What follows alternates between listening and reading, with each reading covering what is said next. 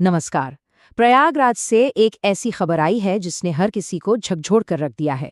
ये कहानी है मिलिट्री इंटेलिजेंस में काम करने वाले एक सैनिक की, जिनकी एक शादी में बेरहमी से हत्या कर दी गई।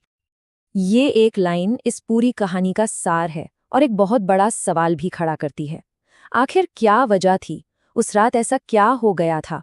चलिए आज इसी सवाल का जवाब ढूंढने की कोशिश करते हैं और इस पूरे मामले को परत दर परत समझते हैं।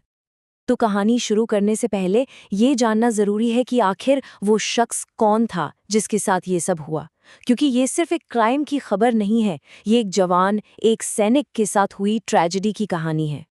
नाम था विवेक कुमार सिंह। और विवेक कोई आम सैनिक नहीं थे। वो इंडियन आर्मी की सबसे अहम यूनिट्स में से एक मिलिट्री इंटेलिजेंस का हिस्सा थे। आप जानते हैं ये कितनी बड़ी और जिम्मेदारी वाली पोस्ट होती है। और उम्र उम्र सिर्फ 30 साल। सोचिए, महज 30 साल। वो उम्र जब इंसान के सामने पूरी जिंदगी पड़ी होती है, सपने होते हैं, प्लान्स होते हैं, और ऐसे में किसी का यूं चले जाना, ये इस हादसे को और भी ज्यादा दर्दनाक बना देता है। तो सवाल ये उठता है कि उस रात, उस फेटफुल रात को हुआ क्या था?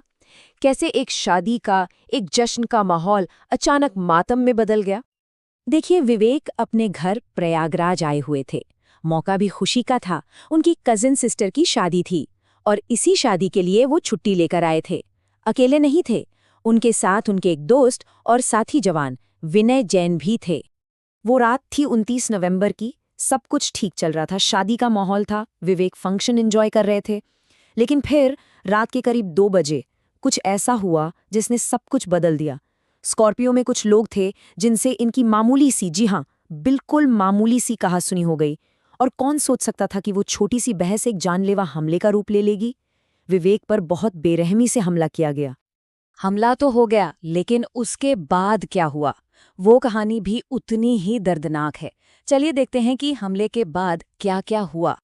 इस अटैक में विवेक को बहुत बहुत गहरी चोटें आई थीं। उन्हें फौरन लखनऊ के मिलिट्री हॉस्पिटल ले जाया गया।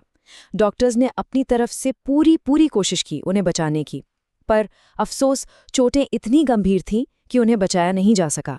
विवेक ने वहीं दम तोड़ दिया। अब जब इतना बड़ा क्राइम हुआ तो पुलिस का एक्शन में आना तो लाजमी था। तो इस केस में पुलिस ने क्या किया, अब तक क्या अपडेट है, जरा वो भी जान लेते हैं।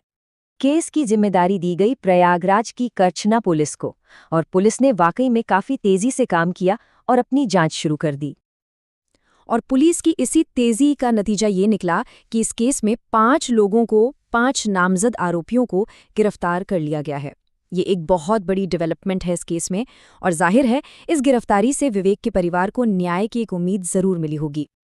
लेकिन गिरफ्तारियां तो हो गईं, पर वो एक सवाल, वो सबसे बड़ा सवाल आज भी वहीं का वहीं खड़ा है। आखिर एक मामूली सी कहासुनी कैसे किसी की जान लेने की वजह बन सकती है? इस बेरहम हमले के पीछे की असली वजह, असल मोटिव क्या था?